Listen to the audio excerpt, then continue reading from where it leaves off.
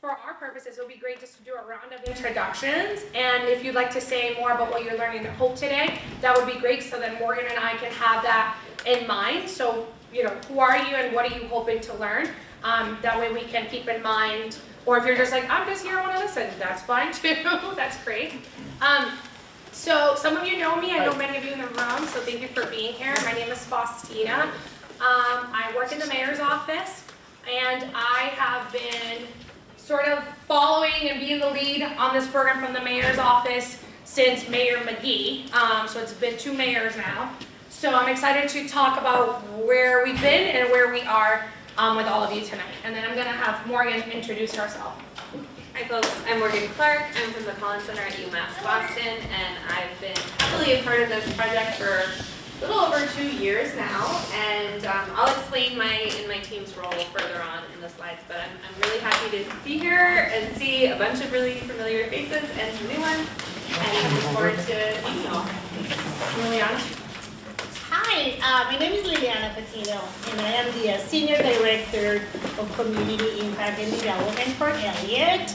I do work managing different departments from Eliot. Most of them are community engagement. I oversee probably 6 different departments, and I am part of the team that works with the CBHC, works with new arrivals, and part of my role too is work in the community and kind of like see what's happening in the community and how can we do better. So that is kind of like my job. I live in Lynn. This is my community, and I'm being part of the brainstorming and changes and adjustment like probably for 2 years as well. Yeah. And I'm excited to be here. Thank you. I'm Christian. I'm a lifelong Linner. I do a million things. I'm a member of the Human Rights Commission. I'm on the steering committee for Lynn Community Connections Coalition, and I'm an admin for a mental health organization in the city, as well as many other things that people know me for, but I'll leave it short and sweet like that. Hi, my name is Adriana Paz, co-chair of the Lynn Racial Justice Coalition, who initiated this project. And just like my friend here, part of many other things as well, but more importantly is the LRJC, which is connected heavily to this project. Good evening, everyone. My name is Tristan Smith. Among other things, I serve on the Lynn Youth and Adolescents Task Force, the city's first task force discussing youth issues specifically. And also, I'm an attorney, and in law school, I actually studied the development of this program. So I'm sort of just continuing my studies here today, so I'm really here to listen. Hi, my name is Barbara Kinney. I'm just kind of an ordinary Lynn citizen. I used to be very involved in lots of things when my kids were younger, but now they're in the 40s. They live out of state, and I'm a grandma. But I've gotten really involved the last few years again. I love the city. I'm a city booster. But I'm very, very concerned that this get off the ground, that it get off the ground well, and that I hope we're going to, I certainly want to learn the details, and I certainly hope that I'm going to hear that the Lynn Police Department and the police unions really support this process, because I think without that, it will fail, no matter what is set up. So it's one of the things I'm looking forward to seeing and just hearing in general about the whole thing. Thank you. Yeah, my name is Charlie Clark. You see the pronouns. I'm a member of Neighbor to Neighbor. I'm the co-chair of their housing committee in Lynn. Yeah, likewise, I'm looking forward to hearing an update on this. And yeah, looking to see any way that we can help speed the process along. Something our community desperately needs. Hi, my name's April Anderson. Lynn, born and raised as well. Currently a juvenile probation officer here in Lynn.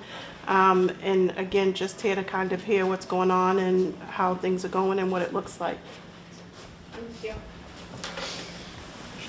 Stacy Borgeson, Lynn resident, born and raised, member of the Lynn Fire Department, firefighter, paramedic, lieutenant, and I'm the EMS coordinator. I'm Dave Brown. I'm the captain of the patrol division at the Lynn Police Department. The patrol division consists of all uniform officers, traffic unit, bike officers, And so I'm here to listen to learn how you guys are making out. And I'm also part of, I'm actually on the Department of Mental Health State Advisory Council as well. White, and I live in Lynn, raised here, so. My name is Fawaz Abu Shark, but my friends call me Fuzzy. I am part of the Islamic side of the North Shore and the North Shore Islamic Center, and I'm also part of the Palestinians House of New England and North Shore for Palestine. And I'm here because as Muslims and as Palestinians, we are some of the most vulnerable and targeted communities, and I'm trying to see how this program can actually help our community in both sides. I'm Stevie. I'm a parent, and we gave some feedback at our family support group, so I'm just here to see the updates and progress. Thank you, Stevie. I'm going to kick it to Antonio and then bring him up. Antonio Gutierrez, co-founder of the Lynn Street Outreach Advocacy. I got a center in town, and God forbid I'm not part of something. If not everything in this town, but yeah, I always have a stake in something, anything that has to do with betterment of our city and the community and our young people. Hi, I'm Gargi Cooper. I'm a nurse practitioner. I work at Lynn Community Health Center. I'm the medical director of our Deborah Smith Walsh Recuperative Care, which is a respite unit that serves people experiencing homelessness. And also we do street outreach medicine, and we just launched a mobile van. So I had heard about this and some updates. Some of our clients had participated in some of the focus groups, and so I just wanted to learn more, an update on what's going on. Thanks. Hi, I'm Laura Gallant. I too have been following this notion of an unarmed crisis response for many, many years, since it was the germ of an idea of the Lynn Racial Justice Coalition. Thank you, Adriana and others. And I'm eager to see the progress and hope for a launch sometime soon. Thank you. I'm Suzanne Hose with Lynn United for Change. Our organization has been part of this with the Lynn Racial Justice Coalition for many years. I personally was at the lobby of City Hall when it was Mayor McGee, the first budget hearing where we brought this up. I'm excited that something has evolved, and I'm anxious to hear the details. We have many members in situations around housing where this can be very useful. Thank you. Hi, my name is Lisa Stevenson, and I'm a part of Lynn United for Change. And I am here because I'm eager to find out how this is going since the last meeting, how the money's being spent, have any lives been saved. Thank you. Sean and Counselor, do you two want to introduce yourselves? Sure. Hi everybody, I'm Natasha Maggi. I'm the Ward 4 Counselor. I'm Sean Reed, I'm School Committee Incoming State Rep for West Lynn. Thank you. Thanks everyone for introducing yourselves. Hopefully we'll get to answer some of those questions and lean more into some of the reasons that brought you here this evening. We do have plenty of seats, or you can grab a chair from here and pull it to the back if you're like somebody doesn't want to be too close up. Totally up to you. We have some refreshments. Please sign into the sign-in sheet, because Morgan and I have been toying with the idea of starting a newsletter just to keep everyone informed as things are evolving, so that way we can keep you apprised. So somewhere or another, we will keep you apprised.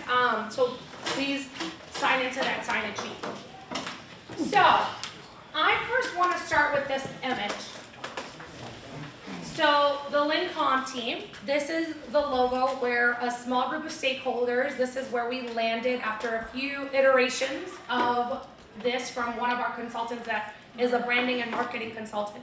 So we just kind of wanted to quickly get a vibe check of what does this say to you, this particular image? What does it say? When you're looking at it, what does it say to you? Reminds me of a Christmas tree. Your Christmas tree? See waves. Waves. Or any feelings that it emotes, any feelings that it gives you. Something growing? Something what? Growing. Growing. Growing, Yes. yeah. Growing, yeah.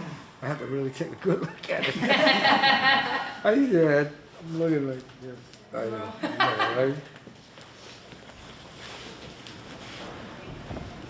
There's a star, or something that looks like a star. Anything else? Are you going to change it? Might you change it, or is it going to just be this? No, this is the logo. Okay. This is the logo, but before I talked about how we got to this logo, I wanted to see if anybody had any first initial reactions. Yeah, Tristan. See a fountain, see something that I'm drawn toward, something that's safe, Yeah. a resource. Like coming up, yeah, something going up, fountain. Roots. Yeah, Roots. see roots. Yeah, roots, yeah. It's coming from somewhere, yeah. That's good. So this is exactly right. All of you are right in how you explained it. There was a few iterations of this particular image, and the group sort of landed here for some of the reasons that you all shared. One, we're a coastal city, so having the waves or something related to water sort of spoke to the uniqueness of Lynn and being able to have something that was uniquely ours. And the star sort of spoke to like having that something to look forward to, something to aspire to, like a North Star, like following something. The upward mobility speaks to like we're going up, we want to grow, we want to move towards something bigger and higher. I think it was Tristan that talked about something that feels like friendly or something that you want to approach. So that was also part of the reason of the color scheme as well, that it was a color scheme that was not attached to any other program in Lynn, and that was uniquely sort of part of the Lynn Calm Team specifically. And even the lettering is sort of like, has that flow, right? We can see it with the A as well. So that's sort of where the group landed, and this is the final iteration of it. We have a color palette. This is only one of the color palettes, but there's a few other sort of color, but they're like earth tones. It's supposed to, again, feel calming and relaxing. Another reason that the group sort of came up with Calm Team, and we'll talk a little bit about that, but calm translates well into other languages. As we know in Spanish, in calma, and it's very simple to translate, it's very simple to explain. It's not only a word, but it's a feeling, right? We want people to feel calm when this program is called, right? You want to feel like, like you're going to be treated well, you're going to feel good, when, so that calmness also is a feeling that we wanted to have folks emote. So we go to the next slide. So just a quick agenda. So, if you're going to be like me, I don't know what's going to happen. So we're going to talk a little bit about brief history of the Lynn Calm Team, current events, next steps, program metrics, and some questions with it. But again, if you have questions throughout, feel free to ask those questions. You don't have to wait till the end. And for folks that sort of trickled in after, I just want to remind you, the restrooms are across from the check-in desk. There is some refreshments in the back as well, so help yourselves to that. So, as some of you mentioned, and we have Eliana here, who is the co-chair of the Lynn Racial Justice Coalition. So, back in 2020, the Lynn Racial Justice Coalition came together, and these are some of the logos of the entities that encompassed the Lynn Calm Team. I think there were some others added after this sort of image was captured, but they created the People's Vision for the All Lynn Emergency Response Team at the time that was called Alert. And the point of this was to have an alternative to police response, particularly in the wake of the murder of George Floyd and sort of the national call for alternative to police response. Lynn was not unique in that, but Lynn Racial Justice Coalition took that charge to heart and had a few other sort of requests at the time, which was a DEI role, which was the role I was hired into, and body-worn cameras as well, which happened all around the same time, March 2021. This program took a little bit longer, just because of funding and the way this program could be structured. It was going to take a lot of funding. So we needed to figure out, does the city have the ability to pay for this? And we started to unravel, and as we'll get to that, we started to unravel that we just did not have the capacity to start a grassroots organization financially. So we can go to the next slide. So why do we need an alternative to police response? So some historical racial context, right?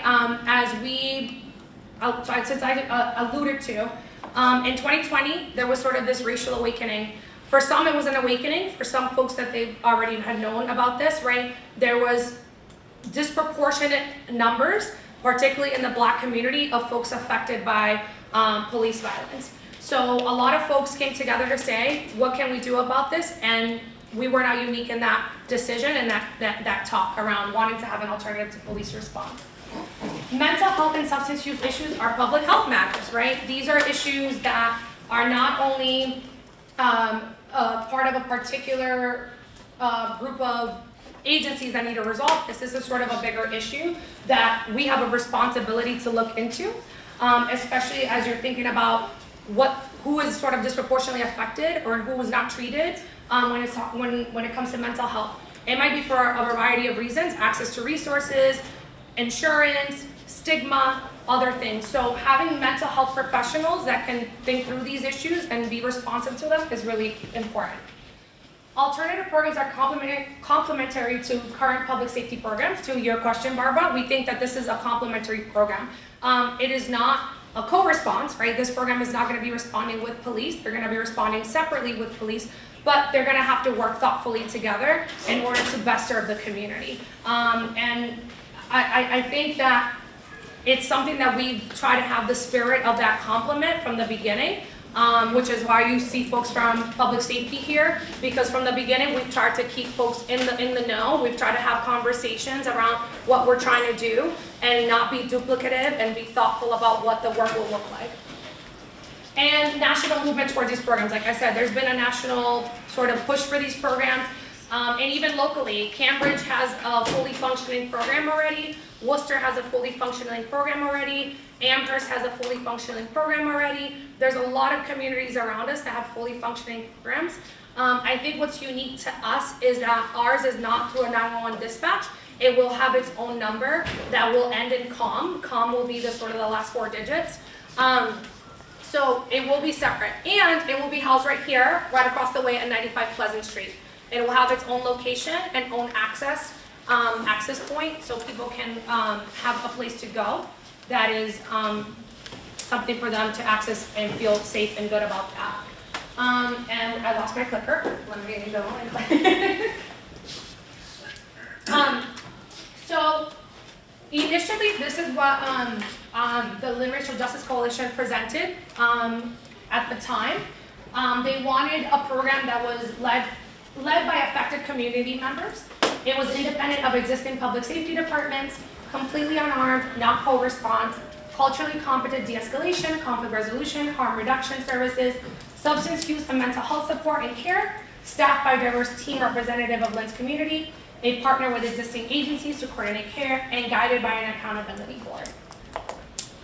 And we can go to the next slide. So, Mayor McGee, this was sort of presented to Mayor Tom McGee through 2018-2022. I was hired in 2021 and sort of took over sort of facilitating the dialogues between the Lynn Racial Justice Coalition and the mayor's office. And then we transitioned to Mayor Nicholson, and he continued the program, and I was still sort of monitoring and overseeing that. And we, from that initial list, we're going to get into what we have and what we've been able to accomplish from that initial vision from the Lynn Racial Justice Coalition, which I think we've been able to sort of speak to a lot of that. We're going to have a lot of work to do to get to that full capacity of this program, but we want to hear the urgency that the community is bringing forward. So we are going to sort of move forward with an iteration of that works for us at the moment. And we're going to speak to a little bit about that right now. So this was the timeline of where we are at, what we've done, and what's to come. So community visioning, research on models. So as Morgan mentioned, and she'll get more into the work that she's done with us, her team and the Health Resources in Action and Metropolitan Area Planning Council, we had 3 consultants at the time helping us think through that, research models, what would work in our community. There's many different iterations. You can jump on Google and check what Cambridge does versus Worcester. It looks different. And then what we're trying to do also looks different from what they've done. So we really wanted to do research about what would work in our community specifically. So that research was done by a set of consultants. We had some listening sessions, which some folks mentioned that they were part of that. I know Stevie had mentioned that. that she was a part of that. We had we had a Spanish speaking session. We had one through Lynn Housing Authority. We had one through JRI. I think did we have one for My Brother's Table, Diane? We had one at My Brother's Table. So we try to go around and listen to what the community was saying. And then we had a summer forum where we heard from all of you as well after the fact to sort of bring it back. I specifically remember you at that forum. But it was sort of to think through, again, what are the concerns, what are folks saying, and how can we try to align with what we're able to do and try to meet folks a little bit where their concerns are. So we found out about the Community Behavioral Health Center program that was coming to Eliot across the way, which Liliana introduced herself as, she wears many hats. But one of her hats is the Community Outreach Director of that program. At the time, across the state, there was 25 of these centers. And this was a state-funded program to address the shortage of mental health clinicians across the state. The state put out an RFP, which is a request for proposals, for agencies that were doing mental health work to be able to say, hey, we raise our hands, we want to expand our services to host one of these community behavioral health centers. Eliot won the bid for that, and we thought it was a very unique opportunity to try to partner with an agency that was already specialized in mental health and was able to help us build the capacity for the program, because we just were not able to do that. The reason we had a follow-up session to some of the separate sessions, we had that July forum that we did to hear the community concerns, because we're not gonna sit here and not address that there was concerns about Eliot being sort of the vendor that we were gonna work with, just because of some historical context that they've had with the community. I will say that Eliot, and Liliana can correct me if I'm wrong, but Eliot was willing to hear that. They took some ownership of absolutely, I think in the past there's been some concerns around cultural competence, around mental health, services and how they've treated folks of color. And that sort of acknowledgement was really critical in order to move forward with the partnership, right? So that we can say, you acknowledge that, and this is what we're looking to do, right? We want folks that are culturally relevant, culturally competent, and are able to do this work in a way that sort of speaks to who we are as a community. So we were able to get to that place, which was great. We were able to get to that agreement, and we felt really confident moving forward. So to speak to some of the things that other folks have mentioned, because some of the work that we were proposing this team was gonna do overlaps with public safety work. We did work with the unions. We did work with the public safety unions to come to an agreement that felt good for everyone involved. So we did come to those agreements. And then we finalized our agreement with Eliot Human Services. Eliot Human Services, oh my God. Eliot Community Human Services. So we did post the program director job, and we had 2 unsuccessful rounds of that. Not because we didn't have qualified candidates, but because what we were looking for and what the community wanted, so just so you all know, there was community members on that search. The community members that participated in the search, they just weren't confident that these folks understood the reasons alternatives are needed, and that they did not have the racial justice lens that we were looking for. So that is sort of the reason we said, you know what, we're not gonna just rush to hire someone when the community that's sitting on the search is saying, this person, it's not gonna work. This person doesn't understand the historical context, doesn't understand why an alternative is needed. So we had to move forward without that. Tristan. And those other communities that have implemented this and acknowledging that we're doing it differently, what types of backgrounds has their program director come from? And have you looked at that as potential inspiration, do you know? Or? Yeah, so it's usually, there's a variety. There's some folks that are sort of more on an outreach background, mental health background. It really depends on the qualifications, right? Depending on how you're posting that role. We were posting it, we wanted this person to be college educated and have some sort of mental health background, either psychology or social work, and because they're gonna be managing the entire thing, we needed them to sort of have that framework in which to think about the work. But that wasn't even the reason. We were getting those folks. It really was coming down to not understanding sort of the history around racial injustice in this country, and then how that plays a role into why an alternative to police response is needed. And when that question was asked of those candidates, it just wasn't there. Yeah, I Diane. just want to add, the first round we did have a good candidate. You're right, Diane. And we offered her the job, and then she didn't take it. That's right. So we You're right. actually did have somebody once. You're right. Diane was part of this, the search committee. We did have someone. Yes, you're right. She was our unicorn, and she didn't accept. That's right. See, I have suppressed that because I have PTSD. Because she, again, was great. But we reposted it, got really excited again with some of the applicants, and did the interviews, and it just wasn't there. What we could have done at that point is said, let's try a third time, and kept going. But I think we would have landed with the same results. So we said at the time, okay, let's bring back the Collins Center, who is Morgan's here representing the Collins Center, but there's a team behind her that can help us think through a lot of the things that we need to do.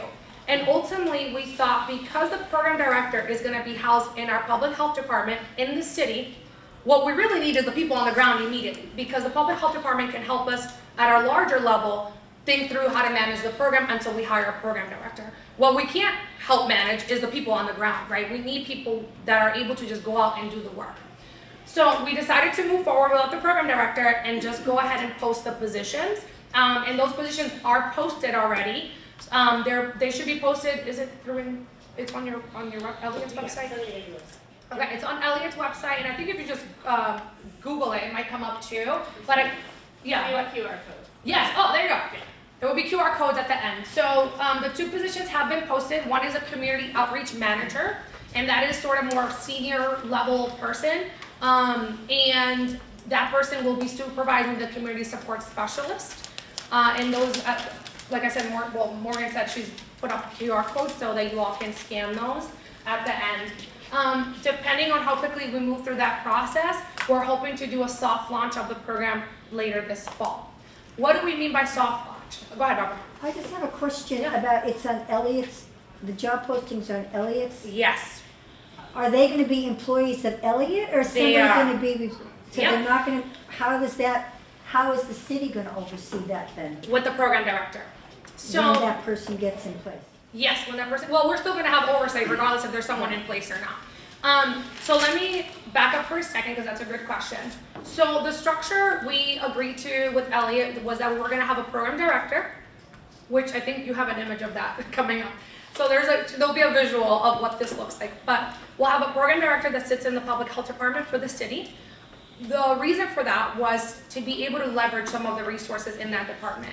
We have folks in there that, we have a nurse, we have someone that specializes in opioid and substance use disorder. So we are able to leverage some of the other skills and experiences that we have in that department.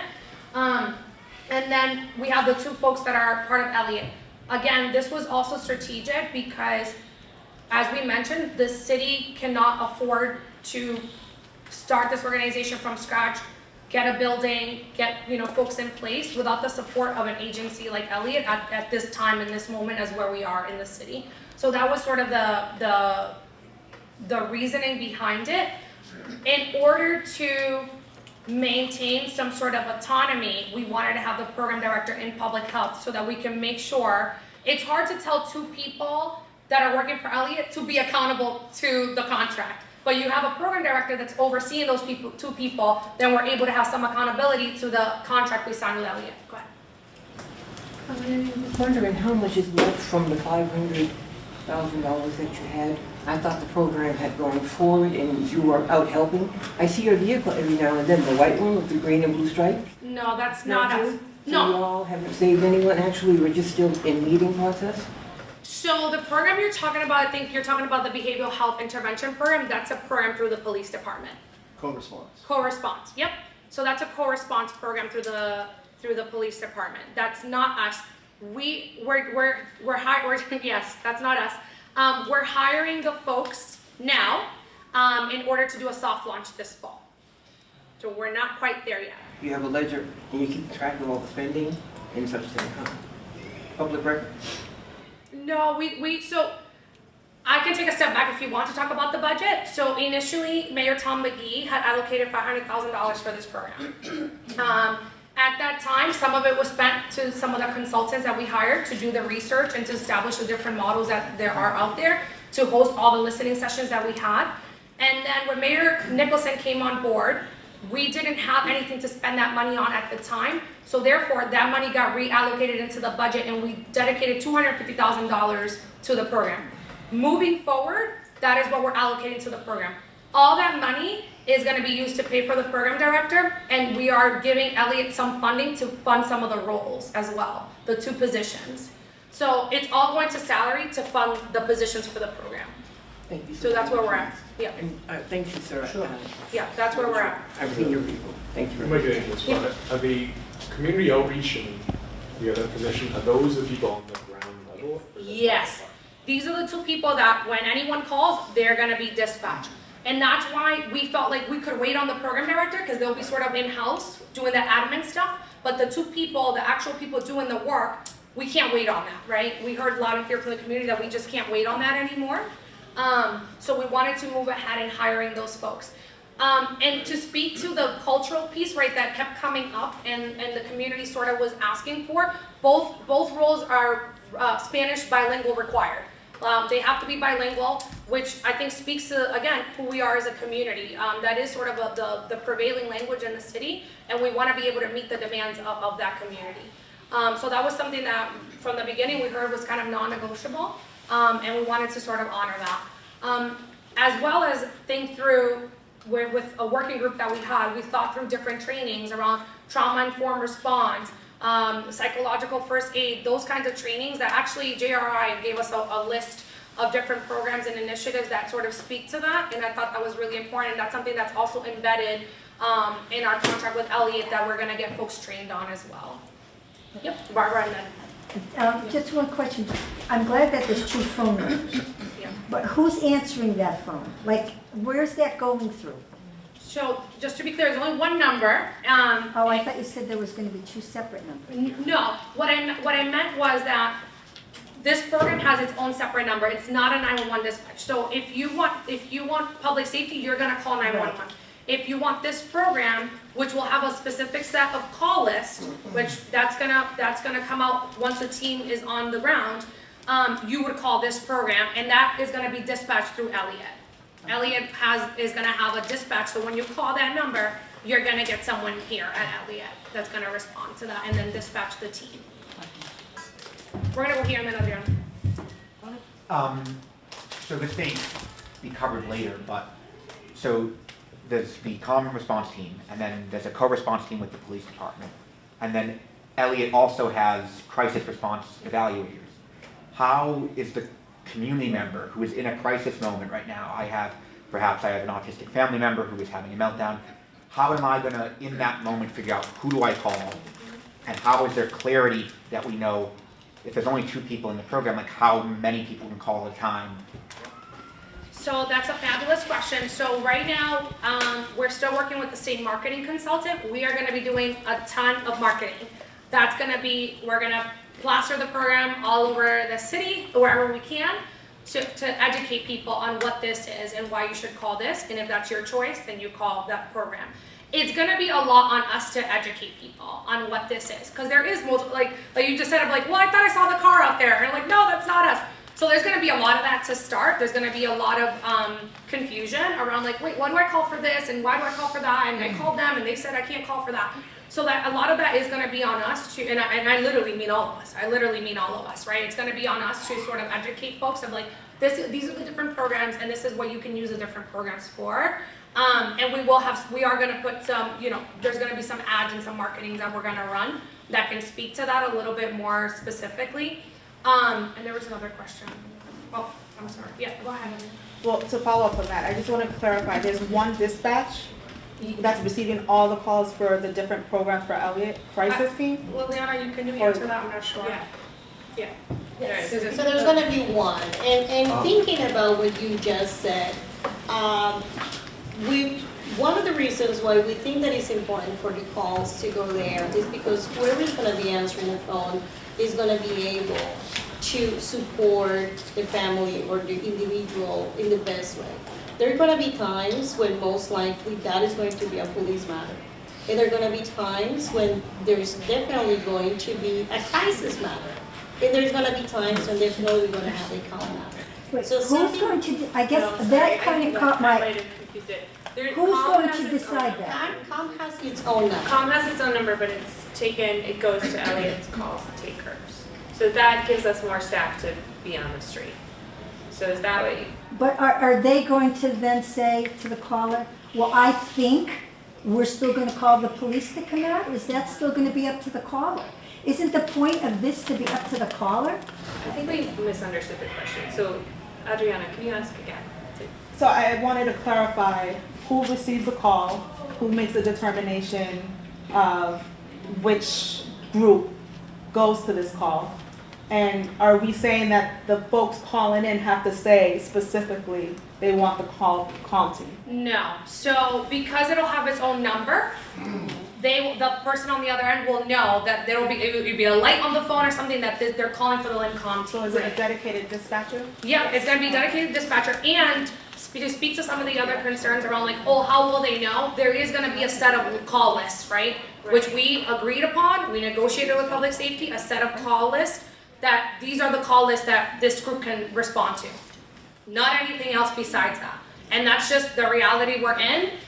To start, this is gonna be sort of a mighty team of 2.5. We'll get to the half, about who the half is, but it is gonna be a smaller team. Therefore, they can't be responding to all kinds of calls. So to start, they're gonna have a call list, right? So the person that answers and says, oh, okay, you're calling for the Lynn Calm Team. What's your concern, or what are you calling about? They're gonna cross-reference that call list. And unfortunately, if it is an emergency, they are gonna have to, shuffle that where it needs to go. And it could be it stays within Eliot, which is another conversation we've had, because Eliot also has mental health crisis responders, and they have a walk-in emergency room and things like that. So best case scenario, it stays within that agency and they're able to continue helping them.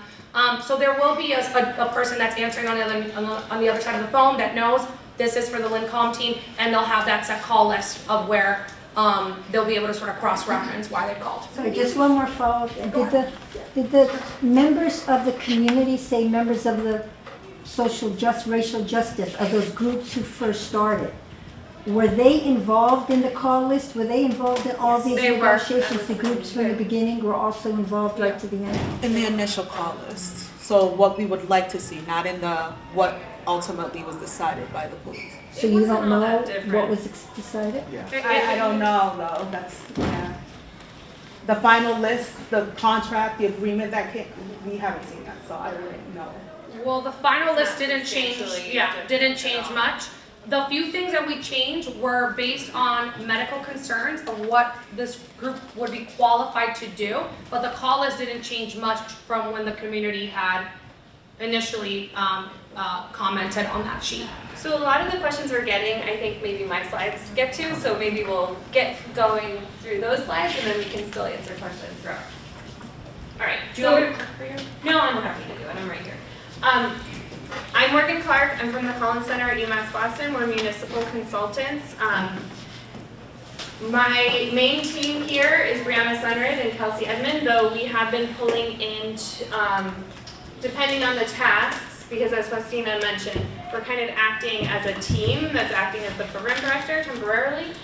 So we brought people from our finance teams and our governance teams as well. So this is just a quick overview of all the things that my team's doing. So one, we're helping coordinate and collaborate between the city departments and Eliot.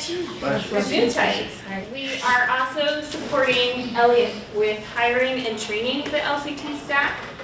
We are developing the LCT program protocols and policies. We're building the reporting metrics and evaluation. We're also drafting the organizational structure for the advisory board, seeking grant funding to support program growth, and supporting the city with communications about the LCT program. So the way the Collins Center works, we're municipal consultants. We don't usually help with program design and implementation until I came on board, and now Brianna. But we've got experience building similar programs, including Brianna building the one in Amherst. I come from Provincetown as the health director there, so obviously a much different population, but building very similar programs towards similar ends. So, current events. we've got branding and a logo. And one thing that we didn't call out is the orange. In both prior phases, the working group and the advisory group, the need for having like easily identifiable branding and color coding on the streets was really important. So the orange there, that's going to play that role. If you see the workers on the streets, they'll be wearing that orange. So earlier slide showed you what the LRGC asked for, and this is kind of the flip side of what the LCT model at this time is going to be. It is going to be led by effective community members. It's independent of existing public safety departments. It's completely unarmed and not co-response. It'll also be grounded in culturally competent de-escalation, conflict resolution, and harm reduction services. There will be offering substance abuse and mental health support and care. The goal is for it to be staffed by a diverse team representative of Lynn's community. It's a partner with existing agencies to coordinate care and guided by an advisory board.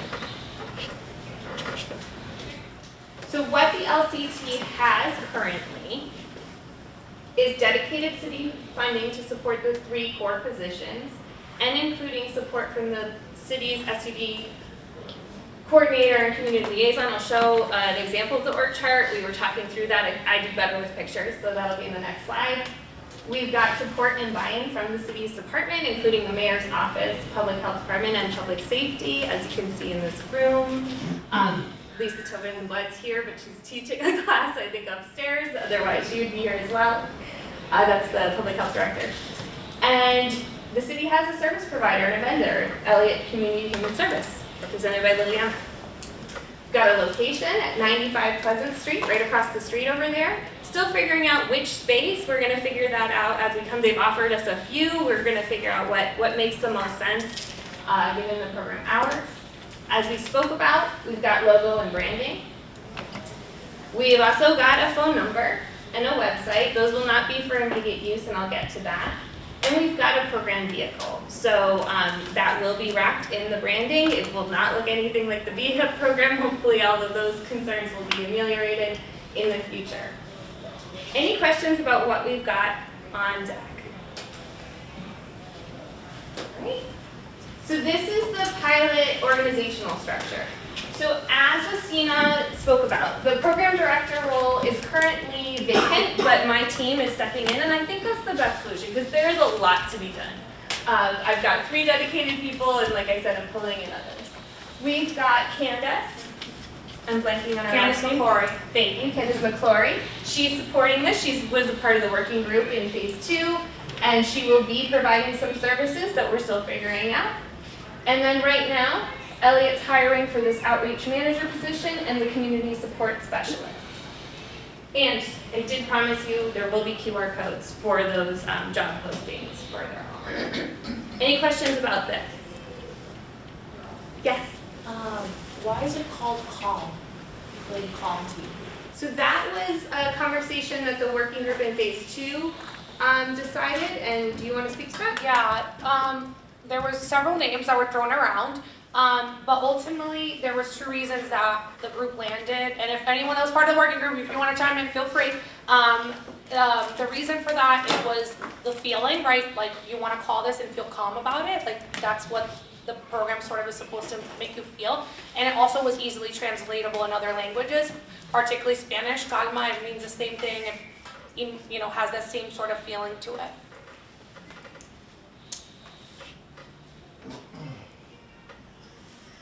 So I wanted to give some context here because I think a lot of your questions, we have similar ones about how is this all going to work. We are really interested in getting some staff on the ground. So we really see this pilot, as soon as the folks are hired, it's going to primarily focus on outreach and building those relationships with the community.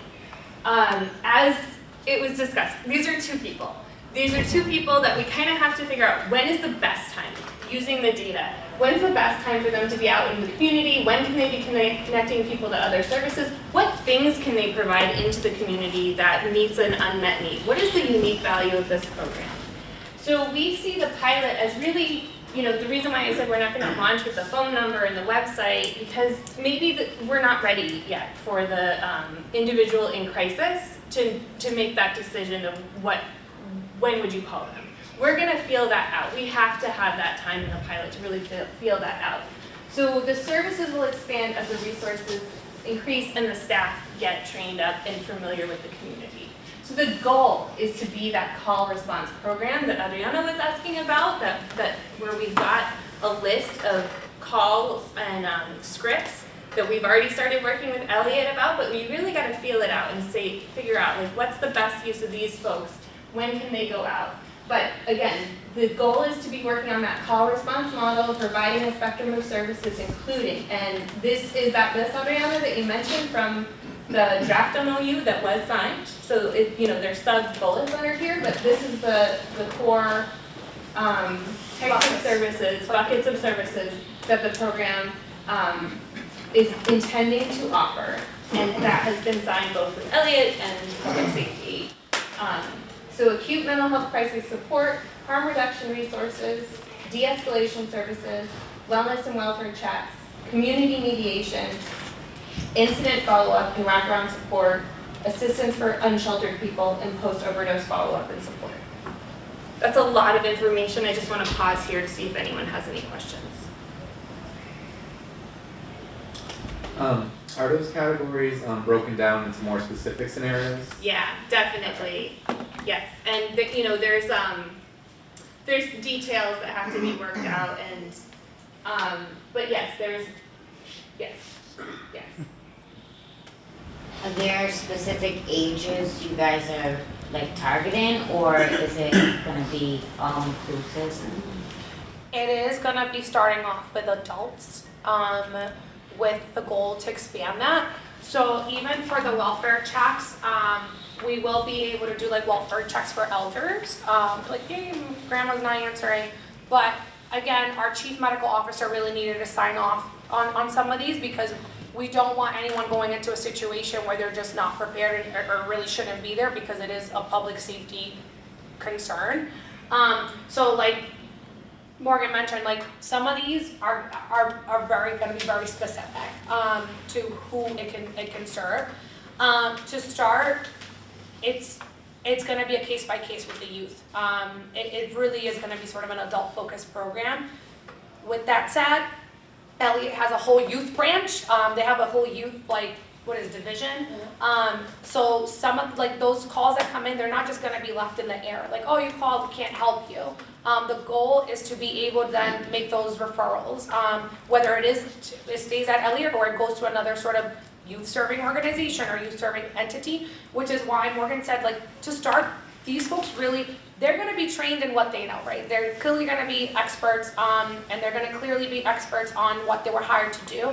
But we want to make sure that they also know what's in Lynn and what are all the programs for all the service providers, who can they call if they need to make a referral, and start getting to know those entities and those services hands-on, that they can just, okay, wait, can't serve you? Here's this other agency. Or hey, let me call Deline specifically at JRI, or let me call Antonio because this is at-risk youth. And being able to specifically name people and be able to do those referrals. As we all know, at least for me, I want to be able to call, I want to call Diane at my brother's table, not go to my brother's table, right? It's going to be sort of, and they're going to be, there's going to be a lot of focus downtown, because we see a lot of need and help currently in downtown and historically.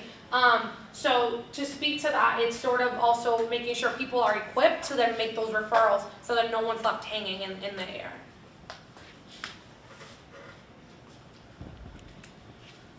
So I'm going to move on to the next steps, but I hope I made it clear just in those couple of slides that a lot of your questions, we have them too, and we're working on them, and we know we're not going to launch, we're going to have a phone number out there in the community so that someone in crisis has to make those decisions, right? We're doing that soft launch, that's why. Sorry, can I just ask one more question before you move forward? On the what we need, I don't know if I caught what the temporal range was for this. So right now we have the outreach, well, the two positions, I don't remember the exact names. Is this pilot going to be the contract with Eliot? Is it 1 year at this point, once the positions get hired? and then afterwards, the city will determine if they're going to reinvest into the pilot? Yep, it's a 1-year sort of renewable contract with a 6-month, evaluation. At the 6-month point, we're gonna evaluate how it's going.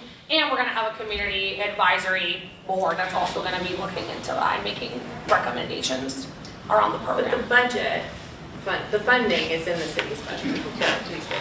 So was that part of your question as well, or is it just about the vendor contract? For the first year, it's in the budget, right? And then after the first year, the city's gonna determine to put it in the budget for the following year? No, there's already a commitment. There's gonna be an annual commitment to fund those three roles. Right. With the goal, again, which is why Collins Center is helping us, they're applying for grants so that we can expand. Hopefully we can hire more people. That would be obviously ideal. We wanna hire a youth-focused person. We wanna hire people that are, Candace is gonna be helping us as part of her city role, but it would be great to have a substance use disorder specialist, given everything that's going on in our community. I mean, that would be great, to have somebody solely focused on that. So yeah, the goal is to have that, the funding budgeted for the 3 roles with hopes to grow it through grants and other opportunities as well. Okay, so just for my final clarification, Yep. so it's the 1-year contract with Eliot, but the city has a commitment for another 1 year? Absolutely. Okay. Yep, absolutely. 1 year is because we don't know how it's gonna go, so we Right. need to be able to reevaluate. It's a pilot. Yep. So I know there's not going to be a phone number at launch, but when there is a number, just to clarify, is this going to be a phone number that someone can call with 100% insurance that the police won't be called as a result of that call? I don't think No. you can have that. You can't, okay. Yeah. So it's like mandated, okay. Yeah, because. Oh, yeah, I mean, they're mandated reporters just Yeah. by being, Okay. social workers and licensed. Agencies are mandated reporters. Yeah. It's not like a hidden agenda. No, of course, yeah. Yeah. And is there a possibility for Case by case. is there a possibility for co-response with EMTs? That, Sure, maybe, but they have a program like that. That's the BHIP that Okay. the confusion was about. So that team has, So we do have a paramedic, we have a recovery coach, and we have a clinician. So how that works is, if there's a person in crisis, we'll have co-response officers and the team would go out together. And at some point, depending on the circumstances, the team might just take over and the officers will back off. Or if it's not safe to do that, the officers will stay.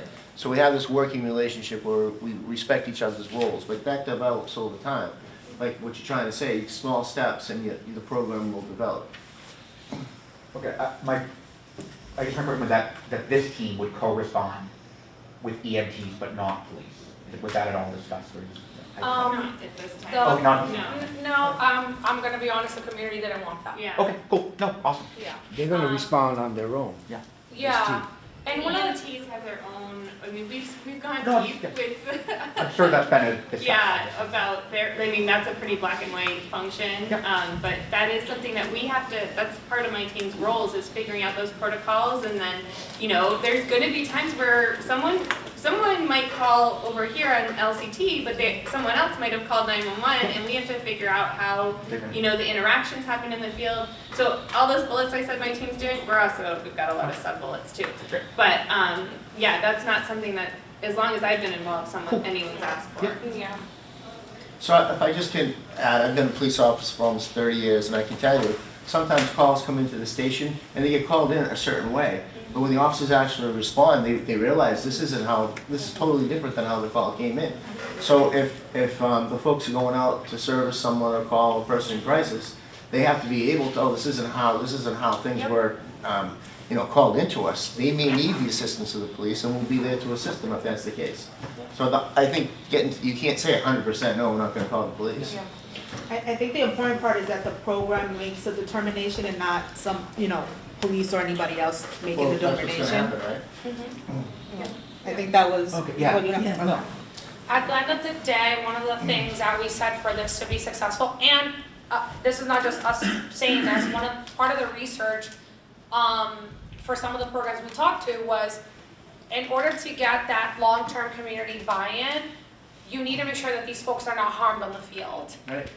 Once somebody's harmed on the field, it's gonna be hard to sell this because it's already hard now, trying to get folks to go into the roles and say, like, be eager to be working in these roles where it's gonna be at times that are not ideal. It's gonna be work that's really hard to do.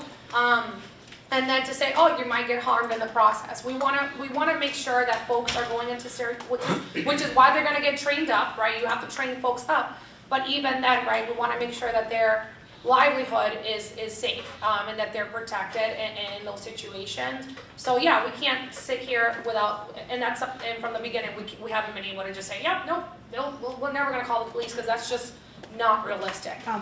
Just real quick, a lot of it is perception for these roles, because if you look nationally at those different programs, a lot of them will tell you under 1% where they've had to call in police. Yeah.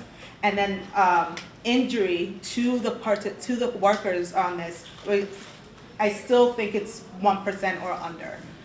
So a lot of it is perception about this kind of thing, because we all grow up understanding what safety is and who provides it, right? When you grow up with that perception since God knows when, that's all you think of when it comes to safety. So with this, it's a lot of looking at the data that exists and knowing that it actually is safer for community members, it's safer for workers in these programs. And that's gonna come through training. So we're gonna make sure people are trained up so that they're able to go into those situations and de-escalate and feel confident doing that. For an So those numbers stay listen, low. for an outreach worker, we can get trained, we can get it all. I've been doing this 15 years. You can walk into a situation and in 0.2 seconds that whole thing can change. That doesn't necessarily mean that we report every injury, everything that happens. For the most part, we are pretty safe. It's a matter of how you handle your situation. Every situation is different. And for us to have to call the police, and and Captain Brown said, I've never had to physically call the police. We learn how to handle, because not every situation I've walked into has to always deal with a young person. That we've walked into some pretty situations that it's a matter of how you handle and who you're hiring too. Everybody wants to do this work until it's time. That situation changes. You can get all the schooling you want and all the college degrees. When you put on them, strap up them boots, it changes everything when you're out there in the field and doing the work, especially this kind of work. It's completely different from what I do. But the mental health part of this work, especially with some of the young people, and when I say young, I'm talking about 24 and up, because we also work with that generation too. So, yeah. Is part of the goal of this, or is it just a byproduct to have less calls come through the police? Isn't that a byproduct of some of these programs, that it reduces the calls the police have to make? So it should hopefully be successful and ultimately save the police department time and money. So that they can focus on more pressing, sort of, police get called for everything. My cat's in a tree, it literally, parking, Because absolutely. people don't know, as Adriana said, people don't know who else to call. I grew up with a mental ill person in my family, and not a violent person, but there was no one else to call. Yeah. And I think that's what Andrea's saying. This is how, Adriana, this is how we grew up. You only dialed one number, no matter what you needed. You called the fire department for the cats and dogs in the trees, and you called the police literally for everything else. And I'm pretty old, so I've been doing, and I think that's what even younger people have, that perception, that is what you do. So it is a whole mindset to let people know there's something really different out there. And for a lot of, especially people of color, it might be safer and they might feel safer, knowing it's not going to get switched around on them.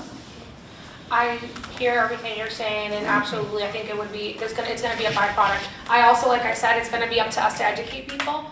I don't want to make assumptions that all people of color in Lynn are all in on this, because they're not.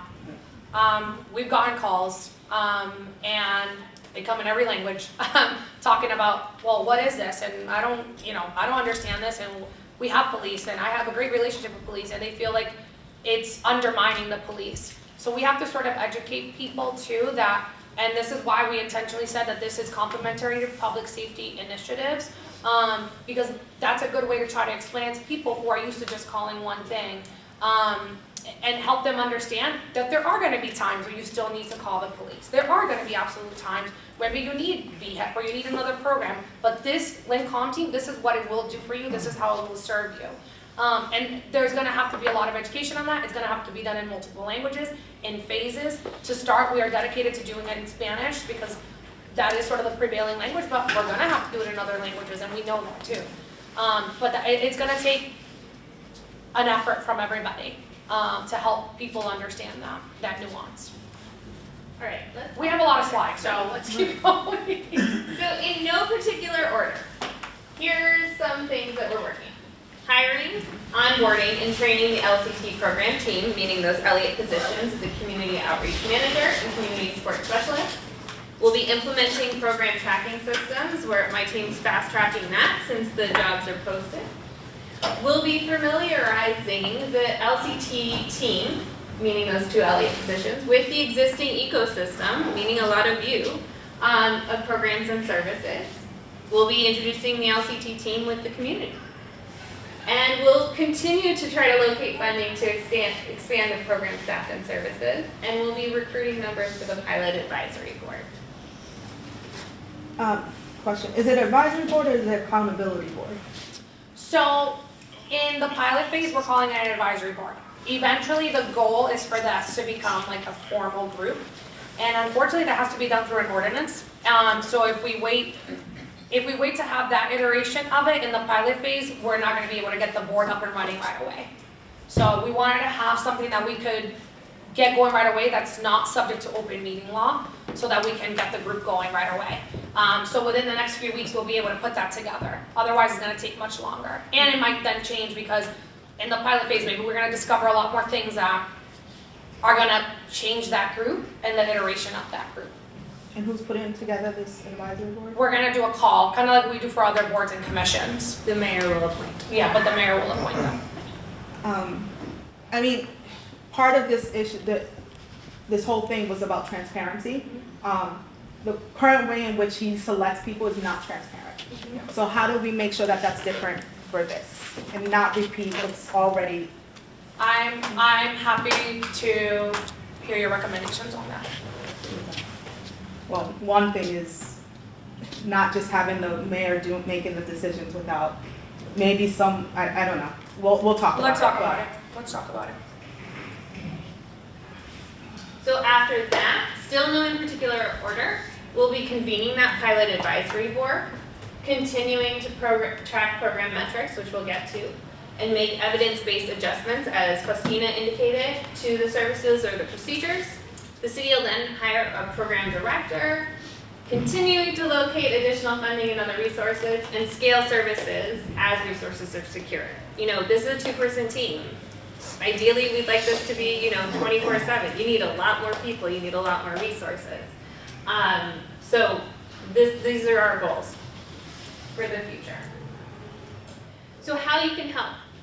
You all came out on a Monday night. I don't know if you're as busy with Halloween stuff as me and my young kids are, but thank you for coming. We didn't want to leave you without knowing how we need your assistance. So you can help get the word out about the two positions. Like I said, I got a QR code. You can help us recruit for the pilot and community advisory board soon. So hopefully everyone signed in, given us your email address, and then later I'll ask you specifically how you want to hear from us. We also are looking for recommendations for specific vendors that provide good trainings that you think the LCT staff should have. So we did a lot of conversation about this, and some of the stakeholders from either the advisory group or the working group named specific types of trainings. We have that. Eliot and I have worked out like a list of what they can do in-house, what Faustina has for vendors. But if you are like, oh my gosh, this amazing trauma-informed something training, I went to this, call these people, I want to know that because we're working on a syllabus. Also, I want to draft, my team wants to draft a referral guide. Obviously, that'll be a work in progress too, but if you're like, oh, you always have to call these folks for this thing, your team should know that, help me work that out. Because as I said, I'm coming from the Cape. My other team members in Amherst. I've been spending a lot of time in your city. I love it, but I don't know your ecosystem. So I'd love that assistance. And then we'll get to this a little bit further on. We want your help envisioning the program metrics and reporting. So this is still a very participatory process, and we want to hear your thoughts. So here, as I promised, QR codes to the job postings. Faustina's invite also had the links, so if you got the invite, then they're there. But if you need this, I'll just pause here for a sec. And the next couple of slides that Morgan has up. There's a question there. Oh, sorry. Yeah, sorry. Go ahead, Carly. I was just curious, how are you actually connecting people to care though? Like, do you have that? Like, how are you connecting them to care with Suboxone or like treatment? How is that? Is that like just part of the partnerships? Is that established? Is that those links been remember made? we're starting with a community outreach, right? So I think that's a lot of what the staff's going to have to figure out. Unless you do have a lot of things in-house, right? Yeah, and I think that's why it's so important for two people that we're gonna have on the street to know about everybody and what everybody does. Because the focus is not only to answer the phone. The focus is not only to do a home visit. The focus is to lead families into services. Not only to Eliot, but the Community Health Center and what other organizations are there. So yes, so that is definitely the purpose of the program, is support families, explaining the process, which many times can actually be an obstacle for services, understanding what the process is, who is the person in charge of facilitating that road there. Yeah. And then they have the vehicle too. So to be specific, they could bring someone somewhere if that. Or they could make a phone call with a member. They can. I like the idea, and I understand the need for normalization of services, which in many times too can be an obstacle. So that's not necessarily set up. You're like working on the. That's all the stuff we got to work out. I mean, that was some of the questions I asked a couple of phases ago, because you have in-house, not 24/7, but you have prescribers like a lot of hours. So that's another reason why they chose this particular vendor, because they're leveraging those resources right there. So but that's also, you know, something that we have to figure out what the program hours are going to be like. You know, are these workers going to be during the times where you can actually make those connections to services when the subscriber's there, all of that. But that's the stuff we have to figure out. Did that answer your question? Kind of. I mean, yeah, it's work in progress. I get it. Work in progress, yes. And we're open to suggestions. I mean, that's something my team's working out is like, you know, again, this is a two-person team. So what is the unique value? I heard from both the BHIP and the BHU staff, the clinicians that work out of the police department, like, you have to provide something for these folks. So we were talking with the health department about like, what can we provide? What do you have already? You know, is it blankets? Is it Narcan? Is it, you know, so that's stuff that we're figuring out. And there's, I'm building into the budget, hopefully like a line to buy the things that the community needs so that this outreach team can go into the community and provide those things. But as to what those things are, we're still figuring it out. There's a question here. It's two people, and we have 24/7, 365, 366 this year because it's a leap year. How are two people going to be there whenever they are needed? Are they going to be on call basis, or are they not? That's what we have to figure out too. I mean, we have to give them some structure to their schedule. And to be honest, there's a lot of conversation going into it because again, there's so many needs and we keep saying, only two people. Right. So a lot of the going back to the table is acknowledging that it's going to be pretty hard, right? And we want to make sure that when we put something out there, at least it's going to be framed some of the needs and the concerns and the recommendations that everybody has. So if the process is being slow, is because we are acknowledging that there's so many little pieces that we need to put together. And to be, as I mentioned, Brianna from my team's coming from Amherst, which launched with a full, I think, almost 24/7 team. And, you know, there's benefits and cons to each model. Obviously, it's a much more resource city, but they had to not hire other critical staff for a long time because of it. But then, I don't know if you've read the news, because you asked about like similar programs, those folks are doing lunch duty at the middle school. Like they don't have enough to do, and they didn't do the work that we're doing here to figure out those services, that's what, they're actually lunch monitors. So we're trying to avoid that. Also, the city has limited resources, but we're looking to launch the program in a way that meets community needs like as much as possible at the times when the community needs it. Sorry, you had your hand up. Is there, I know there's a million variables here, but is there any, based on the other communities or based on, I guess, some of the other consultant findings on what the call volume would, like, I have no range in my head at all. Well, that's the really exciting part about, we've spent a lot of time on Eliot's call system. Lots. And so even if we say with these two folks who start, they're gonna work these 4 days, this many hours, we will have the metrics of like those missed calls, which are not missed, but they're diverted in other places. So we can track all of that really easily. That's been the easiest buttons to push as far as like the metrics, which I do want to get to. But that'll be really important. And then, over on the program director side, hopefully keeping an eye on, whether there is any reduction in calls over on the police side. I doubt it, but you can see a little bit of that. But yeah, all great questions and all variables we're working out.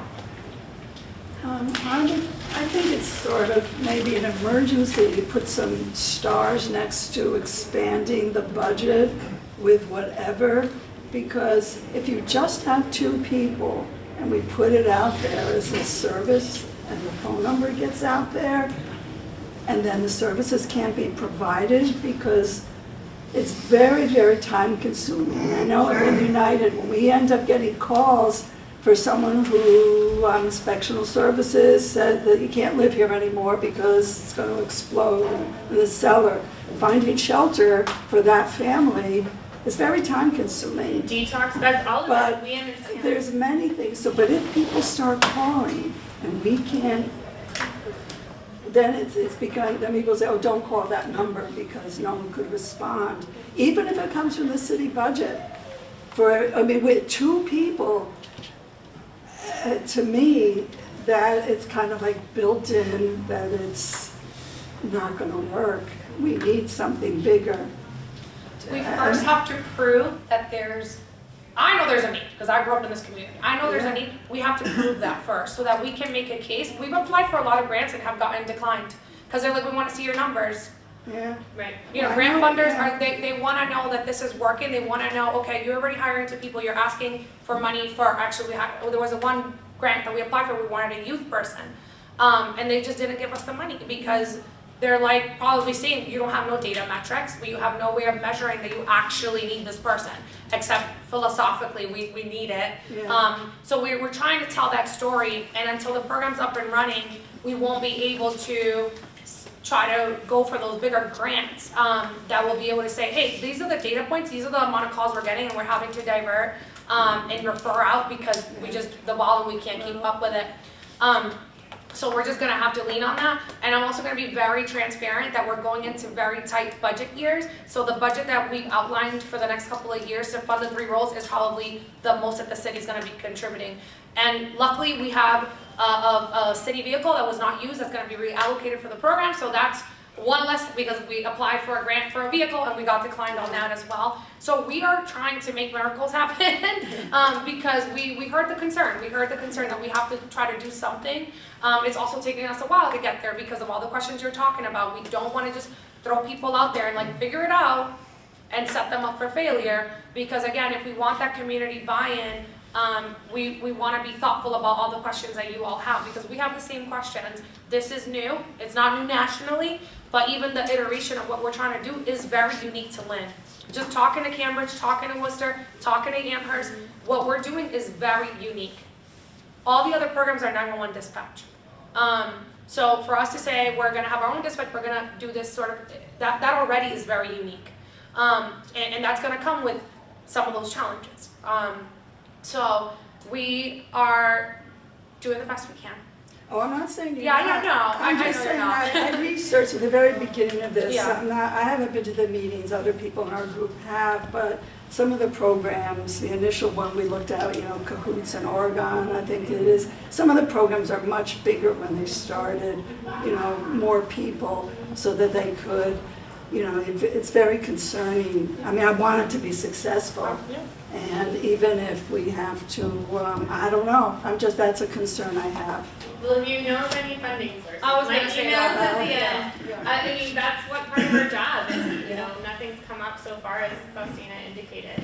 So it's pretty late, I don't even know what time it is, but it feels late. 6:15. So I want to make sure we talk about metrics because, you all have proven like you care about this program and you care about how it works and, what happens with it. So I want to make sure I hear from you so that my team can figure this out, how you're going to judge whether this program is a success. And Morgan, if I may, we're gonna send these, so if you wrote down your email, we'll email these slides, so some of these questions, you might need to sit with them, and that's okay. We're not expecting rapid fire answers right now, especially with 15 minutes left, so I just wanna set And my that. email's on the slide too, so Yeah. you can shoot me an email. So, throwing it out to the room, how would you judge whether the program's a success? What would you want to know about the program? And how would you want to see that information? Who's calling? Demographics.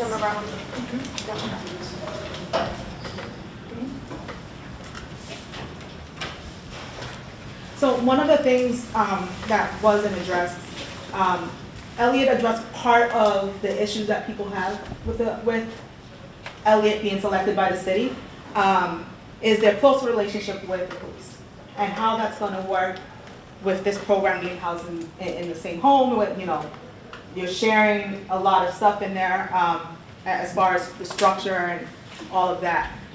So I think it would be important to really detail how you're separating the programs because there is concern. There's people already who are saying they're not going to call because it's housed with Eliot, and Eliot has a relationship with police. So those are concerns that we need to address, but we also need to make sure that that is accounted for in the feedback that we get from people. If they have concerns about it, what those concerns were. If folks did not call in, why they didn't call in, so that we can also grasp that and understand.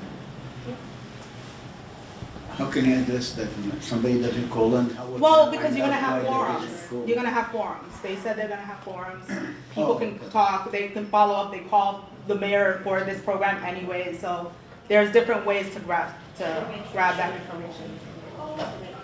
Yeah, and that's fair game. Like so the program staff over at Eliot is going to have specific call, not just call, but metrics but everything's fair game. So the program director is going to be grabbing data from other sources as well. And actually, I think that's my next slide too, and we can talk about all of it. So also want to know what you would want to see to understand the impact in the community and its role, the program's role in your ecosystem. So like, how do you suggest we capture that feedback about the LCT, both the good and the bad?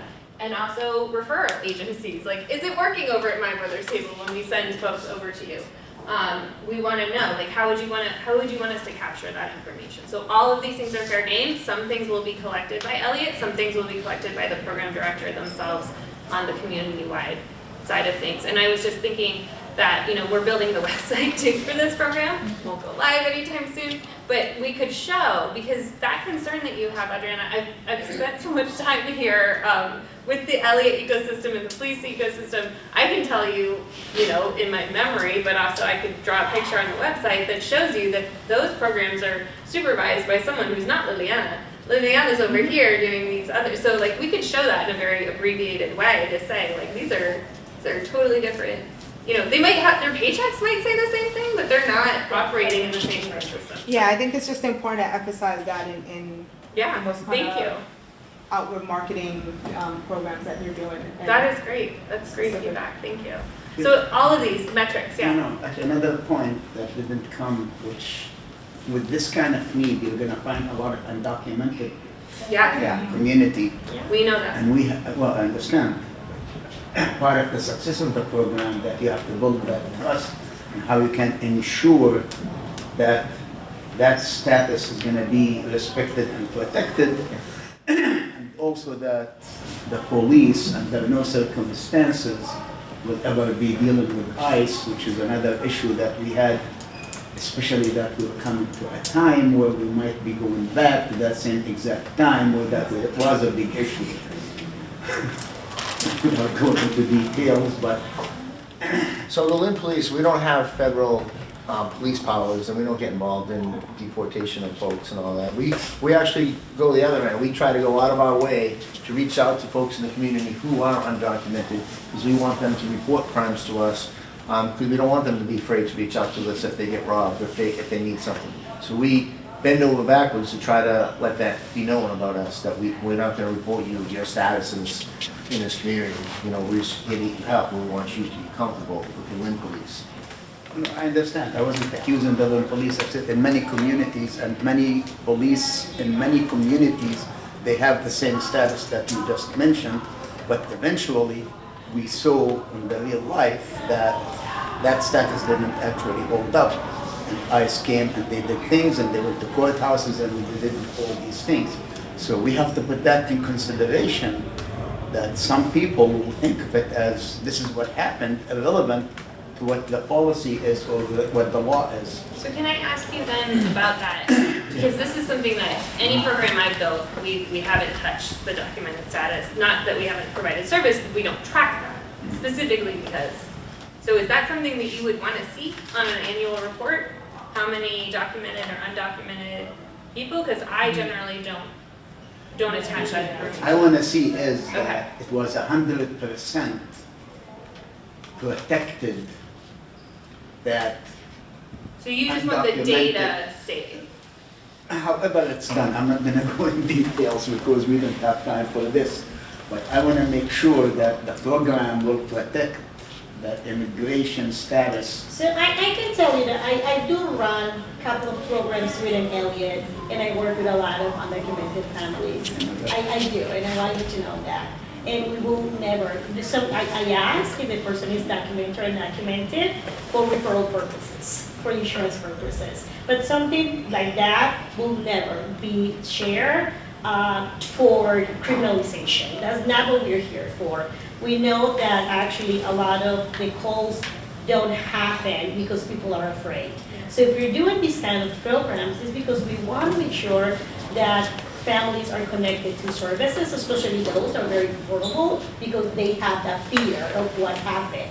So what we're trying to do is actually find folks that look and sound like the community, so they can actually be connected with those families that are so afraid. With all due respect, biggest part with Eliot, with the community, that they deal with the police and they deal with other issues. So again, I don't want to accuse, I don't like to make those things personal, because it should never be this general conversation.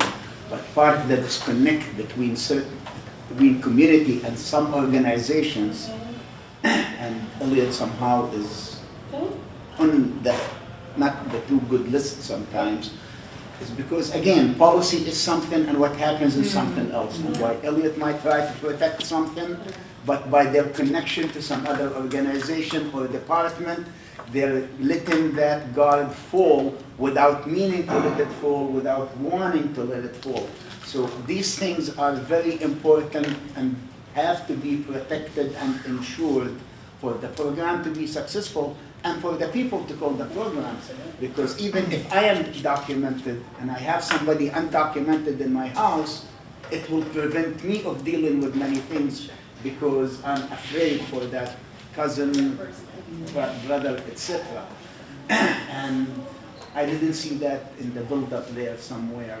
Okay. So I think what you're getting at is a lot about the policies, and that is something that we're working on. And it is something that I think all of us value and hold sacred as far as, making sure that program participants are, And one more thing, and I'm saying it because I'm a Palestinian, and there is a big bias and without going into the politics. That is something also has to be addressed, that nobody is going to be targeted because of their politics, irrelevant to what it is. It's as important as immigration status. I just want to say, thank you, Fuzzy. Thank you. I just want to say, it's taking us years, plural, to get here. And the reason plural years is because a lot of the things you're saying, I think we wanted to think through a lot of those things. And what I don't want us to do, I don't want us to live in assumptions. I think sometimes we get caught in assuming a lot of things and not letting the thing actually happen. And I am, because the success of this program is tied to my success, because I've been running point on this from the mayor's office for years. So I want this program to be successful as well, just as many of you do, and I grew up here. It's important to me, personally. So I'm trying not to lead with making assumptions. I want to give this an honest try. Let's see if it works. Let's see what we can learn. Let's see where I'm not gonna come in here and say we're not gonna make mistakes. We are 100% gonna make mistakes. That's the one thing I know for certain leaving here tonight. And because of that, I don't wanna make a lot of assumptions. What we are gonna do is train this team up to have them be prepared for as many situations as possible. But like Antonio said, some things you just can't be prepared for, and that's just the reality of the situation. I'm never gonna say 100% for certain they're never gonna call the police, because that's their livelihood. They're gonna have to make a call.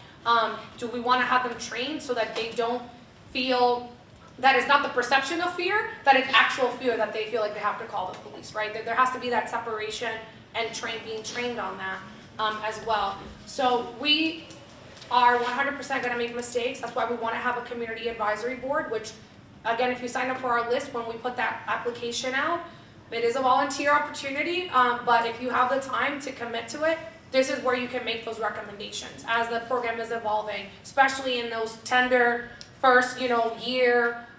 That's a tender time for the program. We need to learn about what needs to change and what's working and what's not. And that's where I feel like we can demystify some things, and that's where we can actually say this is what has happened with the program and where we need to make some tweaks and some changes. So what I want to leave you all with is, because we're out of time, we're going to send out this flyer or PowerPoint, is let's give it a try. Let's make sure it's complementary to public safety, because at the end of the day, as Captain Brown said, there might be an incident where we need to call the police, and we want the team to know that we need to educate the community on what all of these programs do. Because I guarantee you, once we have the vehicle out there, they're gonna be like, wait, what's that vehicle? And then I saw the Lynn Calm Team vehicle, and then there's BHU over here, and there's gonna be a lot of confusion to start, and it's gonna be on us to think of like an org chart of some sort to educate everybody. And we are gonna have those ads as well. We're finalizing sort of the direction of the marketing with the group that we have. So to trust us is a lot, so I'm not gonna say, please give us some trust. What I am gonna say is we're gonna try it out, we're gonna make mistakes, but we're gonna learn, and we're gonna hopefully make something that works for Lynn. I understand there's a gazillion programs out there. We're gonna do what works for our community. And we are happy to think through things. I've talked to many of you one-on-one. I will continue to talk to anybody one-on-one. Please reach out. You can reach out to Morgan directly if you don't want to talk to me. That's okay, I don't take anything to heart. So I'm excited. I'm so glad so many of you came here tonight. And you will hear from us. You'll probably get the PowerPoint this week. And if there's any of those questions that are on the metrics, if you want to write down some thoughts and email it to us, we are happy to respond to those thoughts as well. So. Are the agreements public records, the ones with the police and Eliot? You can FOIA it. Oh, yeah. Just on that, like, I think as a metric, transparency in what the deferral and referral, the diversion and referral process will look like internally, I think it's going to be really important. Thank you. I'm writing that down. When would you like to hear from us again? Because as you can tell, you all had some really great questions. This is a little premature because we don't know all the things, but we wanted folks to know, and we wanted, but especially the folks who care the most to know about these job postings, so you can hopefully get us the word out about it. But when would you like to hear from us? Yeah. ASAP. I feel like it's all like we're stuck and we need to get past this point and get to getting out there and helping people. I'd like that to happen. These meetings are very important of gathering information and such, but I want something done, please. Yes. I understand. Two things. And hold on one second, that reminded me, so we are having another one of these meetings on November 7th in Spanish. Well, I don't speak Spanish, so it'll be translated. So if there are folks who didn't make it here, please let them know. Same time, is it the same Spanish place? speaking, yeah. So the Spanish speaking section is actually going to be across the way at the Lynn Housing Authority Community Room, 110 Church Street, right behind us. That's Thursday, November 7th at 5:30. When we send out the PowerPoint, we'll send out that information as well, so you all can share it with that community as well. I want to hear from you twice. Before we actually launch the program and what is happening from now until then that encourages the program. Then maybe a month to 2 months after it launched, as of where we are and how we are doing. And then we can decide maybe every 2-3 months, because during the year, especially the first year, there is a lot of changing data and information. And the more we talk, I think the more, and I promise you, I'm bringing this as an issue, but I'm coming here with 100% trust and faith that you are gonna try to do your best. So my questions indicate something different. Please do not. No, they're. Fuzzy, I've known you too long. I don't take anything you say I to love heart. you, I know. You know, I love you too. I love you too. Thank So you, it does everyone. sound like the community wants to hear from us, so we'll continue to send, so make sure we have your email, and I really appreciate everyone coming out. I know you have a lot to do, and